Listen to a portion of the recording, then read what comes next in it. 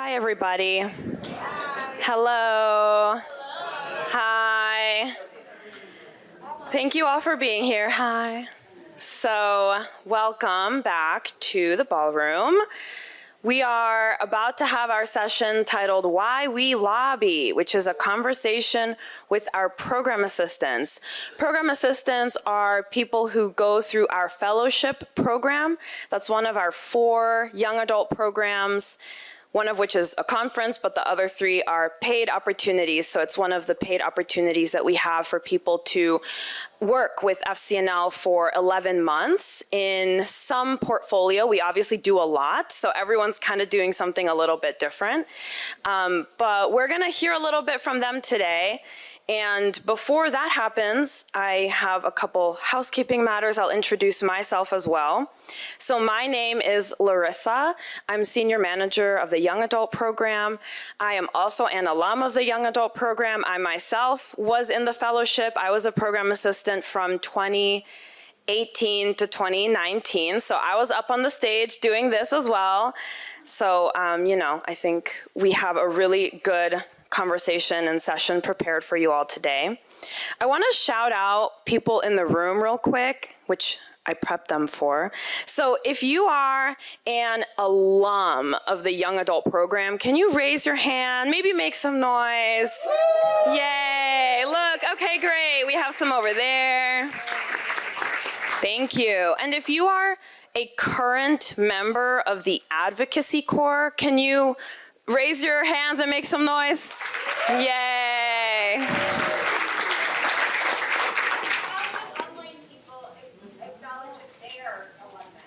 If you are an alum and you are online, go ahead and put that in the chat. If you want, you can say even what program you did. We have many programs. And if you want, we can only see some of you, but go ahead and raise your hands now if you are an alum, if any of you are on the screen. Okay, we have one. Yay. Hi, Susan. One that we can see at least on the screen. And if there are others, please go ahead and put that in the chat. So the Advocacy Corps, I shouted them out very quick. That is another one of our young adult programs. They are currently working with us for 10 months in their communities as organizers on the violence interrupter work that Jose Moreno is doing with the Justice Reform portfolio. They are doing some really awesome work. They have pins that say Advocacy Corps. If you haven't talked to them already, please ask them about their work. They're doing some really, really cool stuff. So even though we're going to see a final product here, right? The practice has been done, all the prep has been done.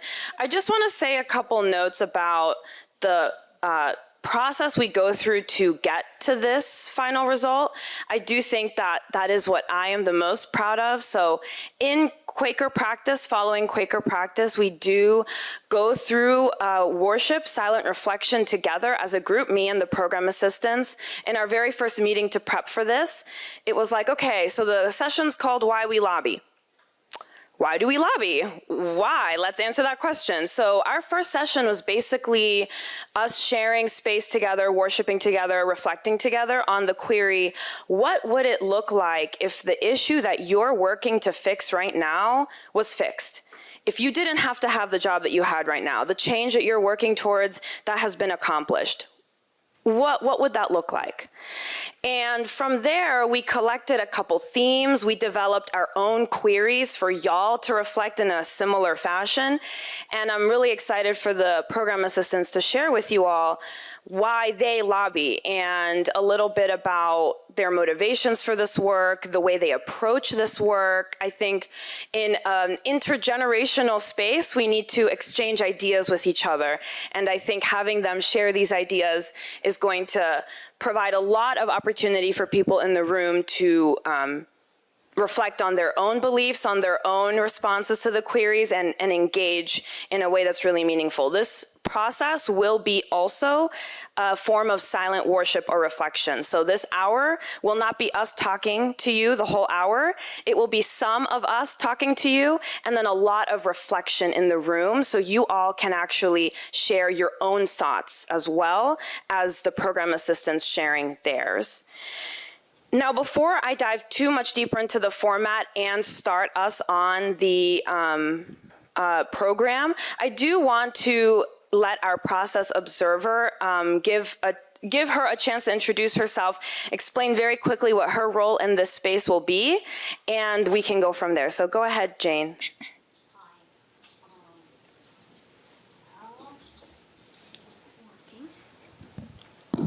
There it is. Hi, I'm Jane Hiles. I'm the on-site process observer for this session, and my job is to hold space for our community agreement.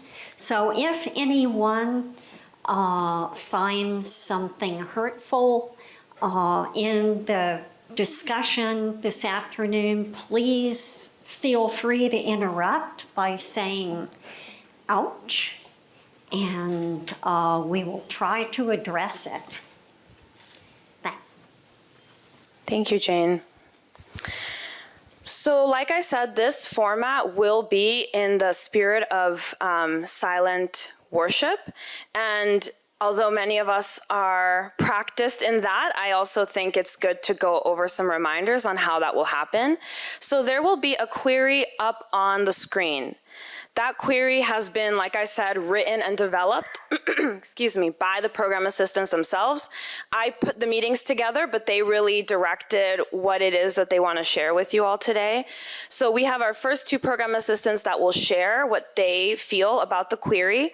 Once Carla, over there, is done speaking, we will immediately fall into silence. And from there, we can have 10 minutes of worship together. Once those 10 minutes are over, I will break the silence to do it again with a second set of queries, and we will do this 3 times. So quickly, the process for worship sharing: when you speak, respond to the queries, speak for yourself, try to avoid making statements about how other people think or feel. And I'm actually reading from this. If anyone's looking at it, these were at the registration desk and you want to follow along, you can do that. Any group member may speak in any order. Be careful how long you speak so that there will be enough time for everyone. Speak only once.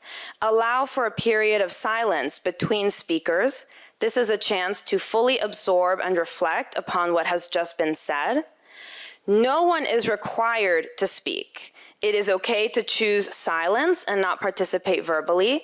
Your presence as a listener is in itself a valuable contribution. Worship sharing differs from conversation. Avoid responding directly to what someone else has said. Please do not share what someone else has said or discuss it later unless you are given explicit permission to do so. And finally, I'll say to try to listen to each person who shares with the intention to connect. That's what we're doing here, not necessarily to agree or disagree. And I said earlier, we're exchanging ideas.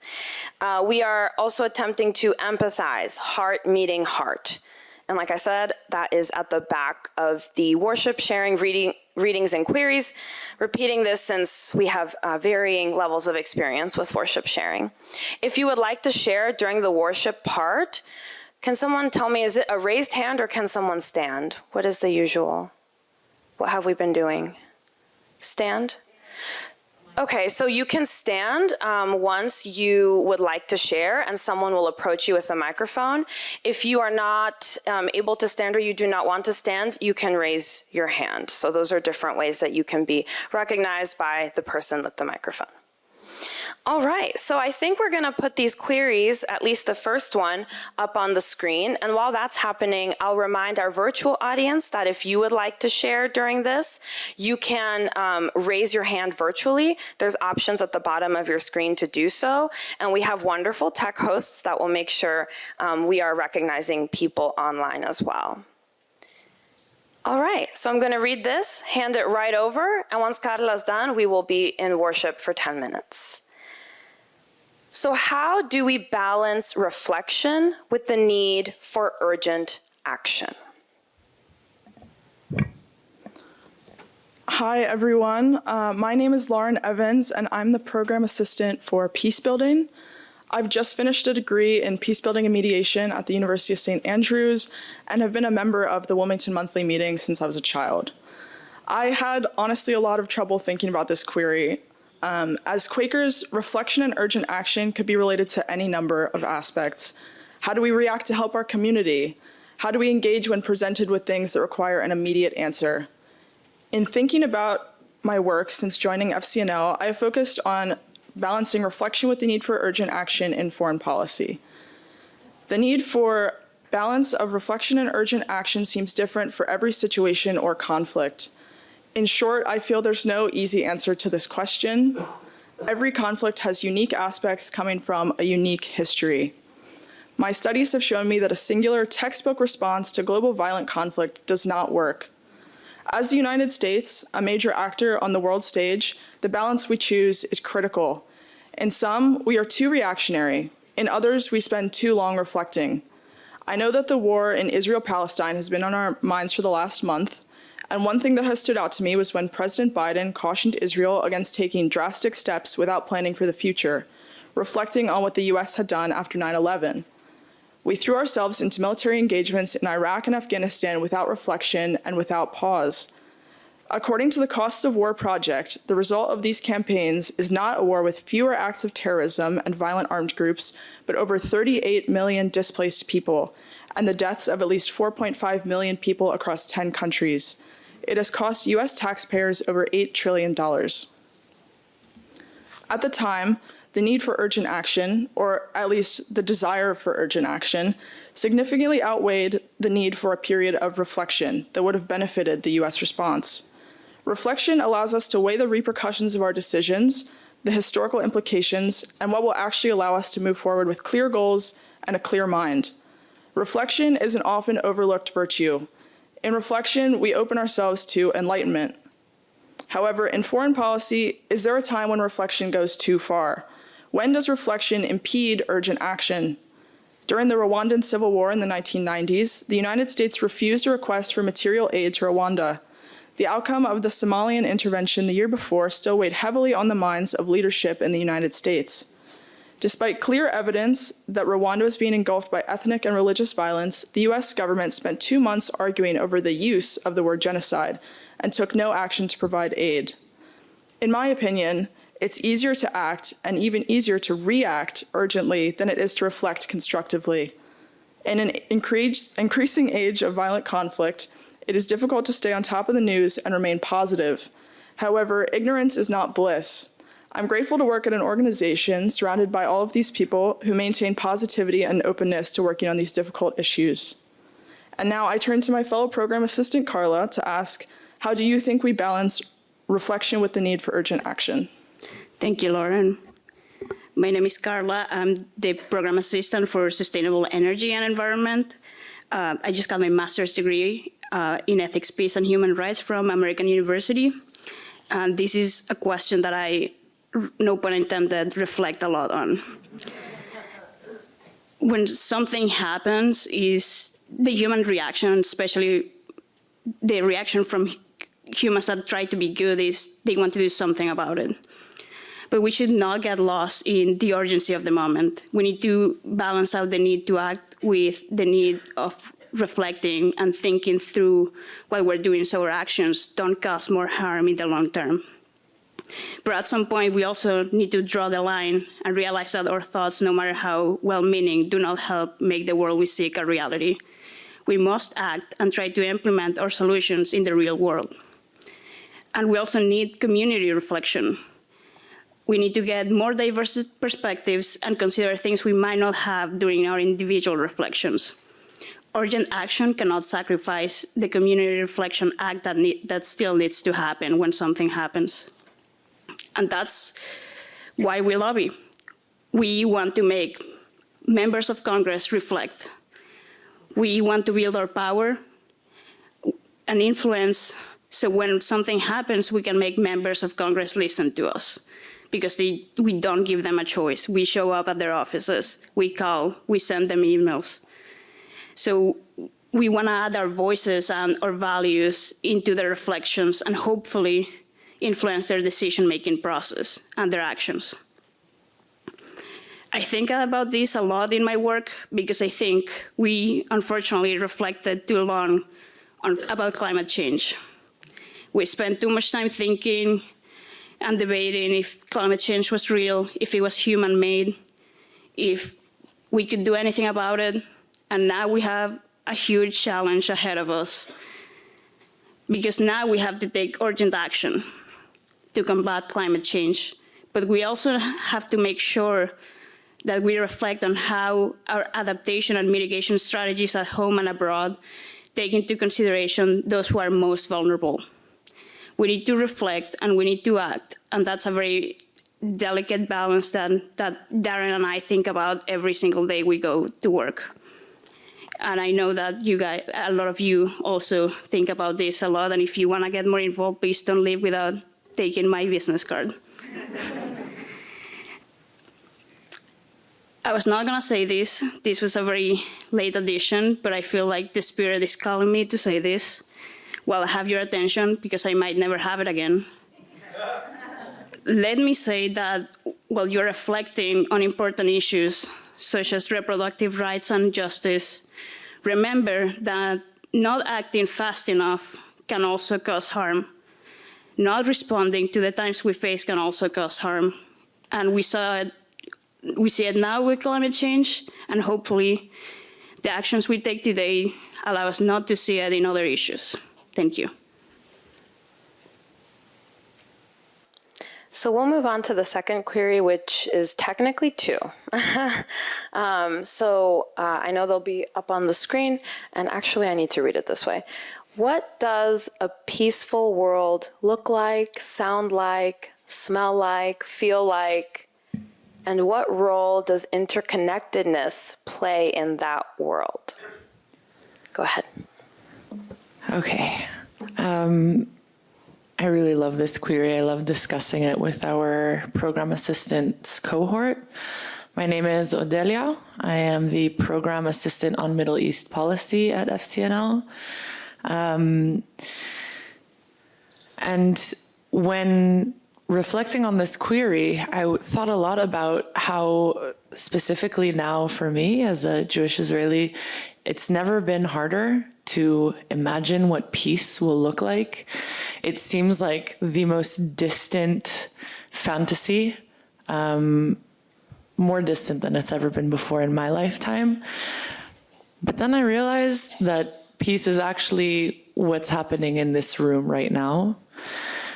Peace is something that is so simple, and I believe so attainable, that that's what has driven me to do the work that I'm doing now at FCNL. And I've compiled a short list of very, very casual moments of peace in my lifetime I was lucky to experience. I'd been a part of a program called the Arava Institute for Environmental Studies. We were 60 students in a desert community in the middle of nowhere. A third of the students were Palestinian, a third were Israeli, and a third were international. And here's just a few moments I think are so casual, but they were these moments that I reflect on today to remember how simple it really is. So, pieces, biking with Hakim from Hebron or El Halil, and Tomer from Tel Aviv to the sand dunes and stargazing together for hours. Pieces going to a concert with Hala in Ramallah. Peace is making mansaf with Karim Turani, originally from the village Turan, which was displaced during the Nakba, and currently he lives in Zarga, Jordan. And Dia from Tulkarem in the West Bank. Peace is learning how to make fish the Gazan way with Mohammed Bream. He's now in Khan Yunis in Gaza. His nickname became Shmo with time because we had 3 Mohammeds in our program. Peace is watching The Office with Amer Smadi from Amman, Jordan. Peace is really, really simple. And my reflection to this query became really, really short and simple. Pieces being able to spend time with each other without the fear of violence, losing a loved one, or war. It's so simple that it's in this room right now. And that feeling, that peace is something that we can and we should take for granted, but sometimes we're reminded that we can't. And in the point of interconnectedness, what I've observed over these few days is that very universality in all faiths that I have recognized, whether it's Christian, Jewish, Muslim, Hindu, Buddhist, and more, the universality of humanity and interconnectedness of it all. And moving from that place, again, I think peace is the most simple and attainable goal we can hold. I'm really curious, Bree, what your reflection is and how peace looks and feels like and how it relates to interconnectedness. Thank you, Delia. Hello, everyone. My name is Bree Tolley. I am the Program Assistant for Justice Reform and Election Integrity, and I'm currently in grad school pursuing my Master of Public Administration. And I felt very called to answer this question, this query. I strongly connect with this deep meanings in this question, stemming from my work with FCNL, where I focus on understanding and addressing community violence. This commitment leads me to investigate the root causes and explore effective policies and programs to tackle challenges of violence in our communities. Community violence is the poignant outcome of communities denied the resources essential for their well-being, their needs left unmet, and their creative potential suppressed. It is a harsh reality where dreams struggle to take root, where the daily awakening is accompanied not by the promise of opportunity, but by the relentless, persistent presence of struggle. Thinking about my own journey, I appreciate the sacrifices my parents made to make sure I didn't face the same poverty that they once went through. I have a secure and stable roof over my head, the privilege of attending boarding school, college, and graduate school, all made possible through scholarships. These are not just mere facets of my existence, but the profound privileges that serve as a testament to the aspirations my parents harbored upon me. I am fortunate to possess the means to articulate my emotions and the comforting presence of a therapist, hobbies that are not just pastimes, but expressions of the life enriched and adorned with the ability to indulge in personal pursuits. I have a strong support system that acts as a solid foundation, offering resilience and comfort when faced with challenges along my journey. Despite occasional chaos in my life, I find peace in the knowledge that there is a foundation of security underlying it all. The work I engage in is not just a profession, it's a calling to serve others, a privilege that I hold dear. My hope is not only to bring joy into people's lives, but to illuminate their paths with the transformative power of compassion and positive change. The essence of my existence is intertwined with the acknowledgement that in uplifting others, I pay homage to the sacrifices of those who paved the way for the life that I now lead. So what does a peaceful world look like? In a symphony of existence, a peaceful world resonates with the gentle rise of shared dreams and quiet gratitude. This harmony vibrates through the melodies of stories told by those who have experienced both nurturing and challenges, a collective chorus of overcoming the dissonance of inequality. Navigating the corridors of service, I strive to be part of this transformative symphony, contributing notes of compassion and empathy to the interconnected narratives that weave us into the grand tapestry of humanity. The organization of peace reveals itself in the rhythmic realization of dreams, where echoes of shared stories blend with the resilient melodies of hope woven into every heartbeat. In our shared existence, interconnectedness is the delicate thread stitching together the fabric of our being. It recognizes each soul as a unique star in the night sky, contributing its distinct light to the cosmic narrative. In this grand choreography, every action, whether an act of kindness or injustice, ripples through the dance, shaping the narrative of our set destiny and emphasizing our collective responsibility for each other and the planet that we call home. Recognizing that our fates are interwoven empowers us to collectively script a narrative of compassion, equity, and love. I want to add carrying notes to humanity's transformative sympathy, creating a legacy of unity, understanding, and shared dreams for generations to come. Imagine a peaceful world without violence, where understanding and compassion connects us all. As in agreement with Adelia, it's doable. And if we can make this happen, our progress together could be limitless.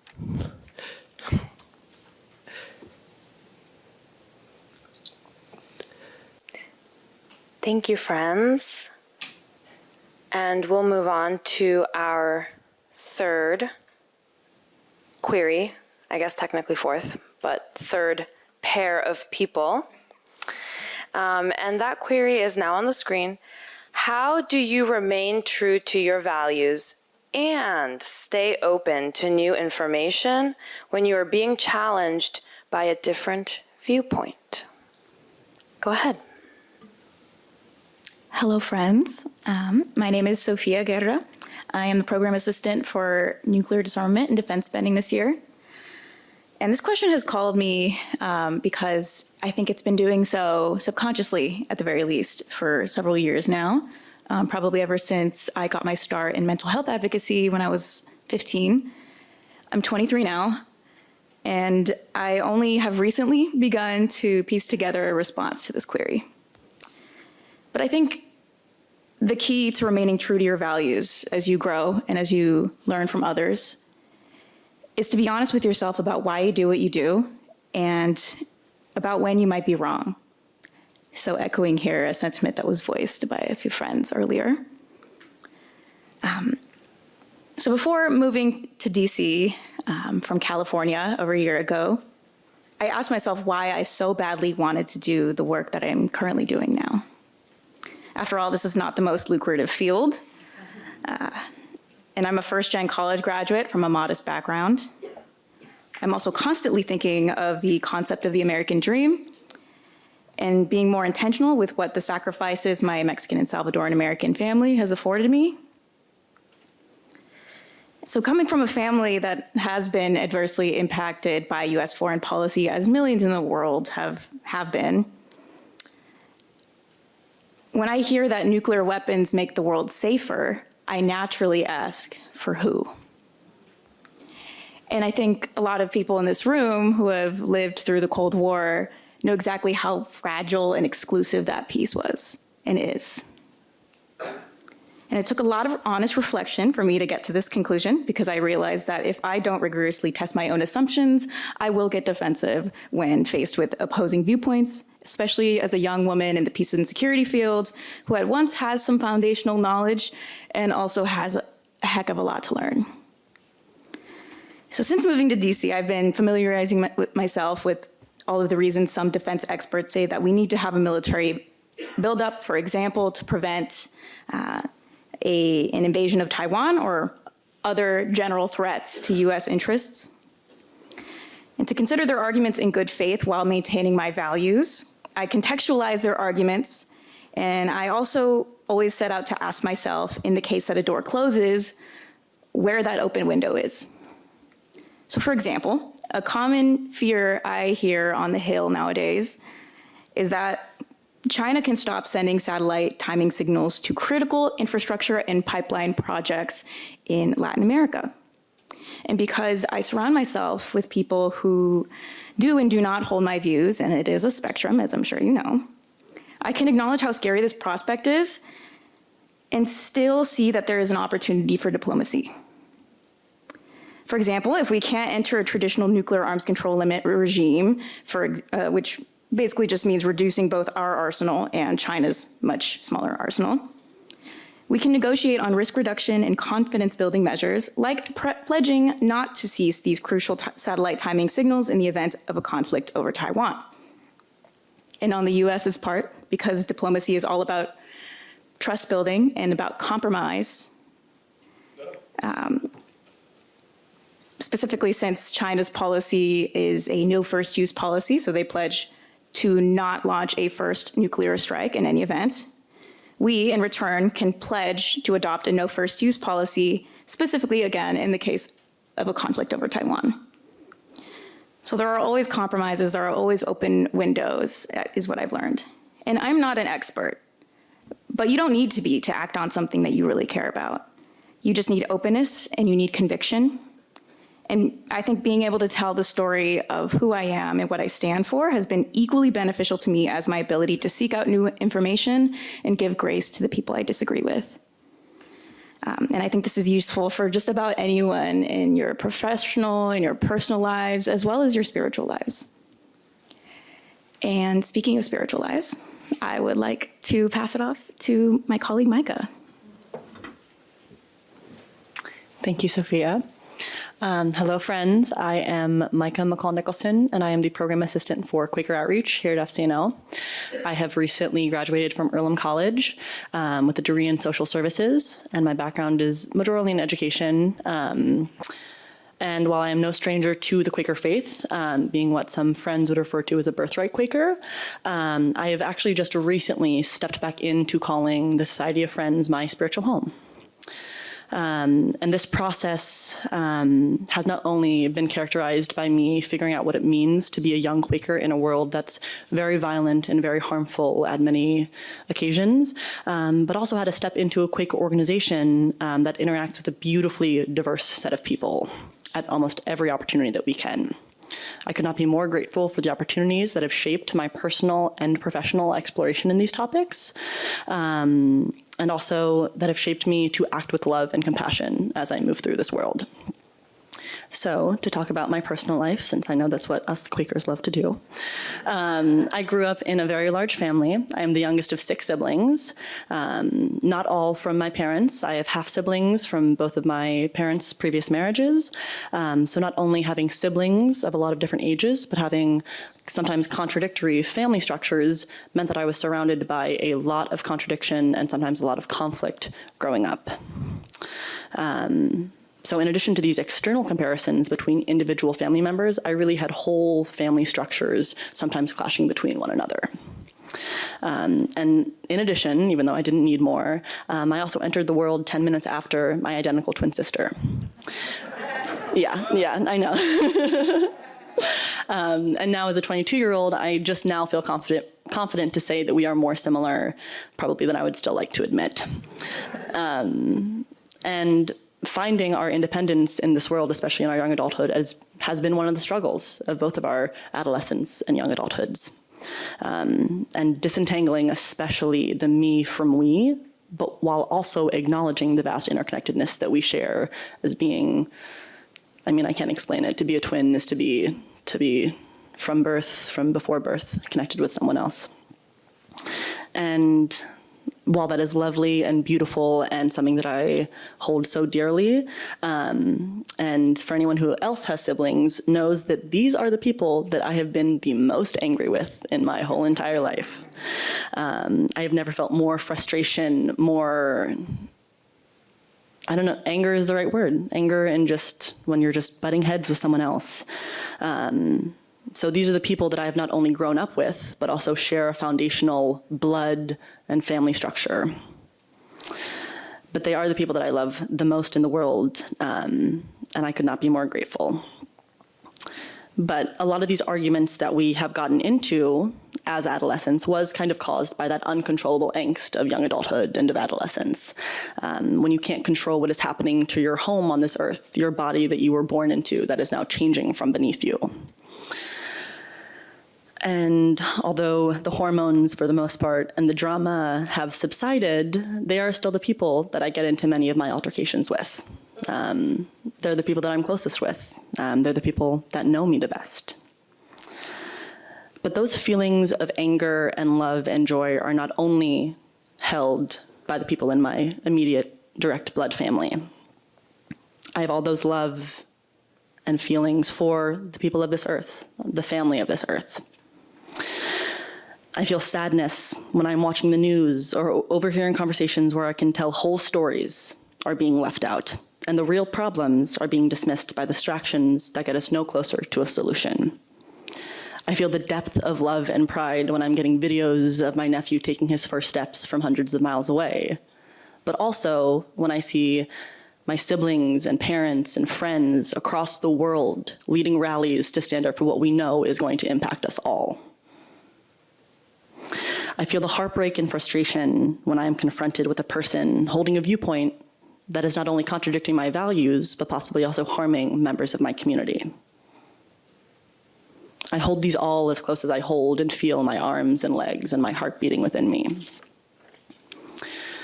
So So, moving into this query of how do we remain true to ourselves as well as acknowledging those viewpoints that may be different. All of the emotions that you feel in your everyday life are your truth. And when I was rewriting this, I was struck by Amelia, who I saw sitting right next to me, something she said to start our QPPI sessions. That on the opposite end of a profound truth is another profound truth. And that just struck me. It was just, although there are people who hold such vastly contradictory viewpoints to the ones that I hold, those are their truth. And I want to acknowledge that conflict does arise between many people that you hold the closest in your life, your family, your friends, your coworkers, within the places that there is so much love and care for one another. And if you don't find it, I encourage you to take the time to look, because you will most likely be confronted with these deep emotions. And instead of shying away from those corners where you may keep these secrets hidden, where you may keep these sides of you guarded and protected, I encourage you to illuminate them with the light within you for those people who might not feel comfortable. I ask that you call upon that light and do not deny that that encourages our powerfulness, that it encourages our potential as a community, as a whole community. In Quakerism, we hold a tenet that everyone has light or God within them, however you choose to explain it. And I've learned that if you lay your assumptions of what is right, of what is true, on another person, you can sometimes cover the light within them. We are here because peace calls us, but not a piece of the few, a piece of the many that we have a long way to get to. And the only way to get us there is to do so with love. Love for ourselves in discovering who we are and what we love and feel. Love of our neighbors who we know, and also love of those who challenge us the most. It is not easy, but it is the only way to act in community and in family and love with those who we share this home with. Thank you so much, friends. And I know we've been sitting in silence, silent reflection together, but I think now is the time to make some noise for the program assistants, thanking them for this. You should stand.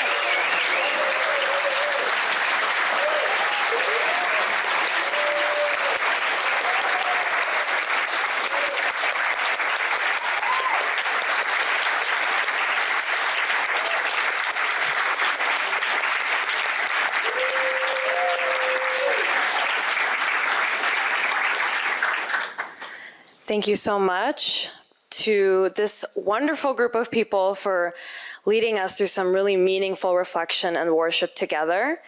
At this point, our session has come to a close. It is my understanding that the next thing on the schedule is dinner. But if you are FCNL staff, you must remain here, please, because we're going to take a staff photo. So I will let someone else direct that, but thank you all so much.